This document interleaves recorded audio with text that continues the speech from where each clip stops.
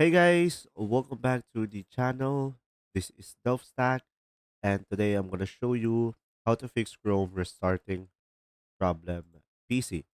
So guys, if you ever encounter this issue, first thing is do a simple restart by closing your Chrome and reopening it up again and restarting your computer, and this should fix the issue.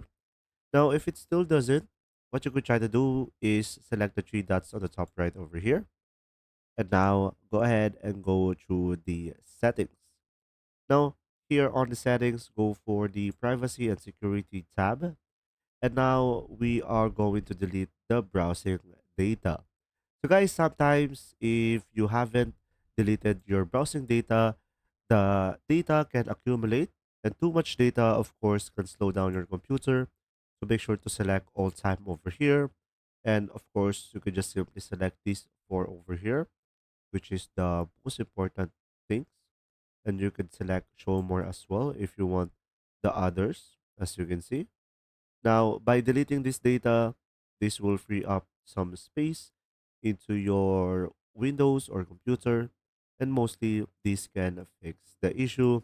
And guys, also make sure you have the latest version of the Chrome so you won't have any issue. If you found this video helpful, please like and subscribe.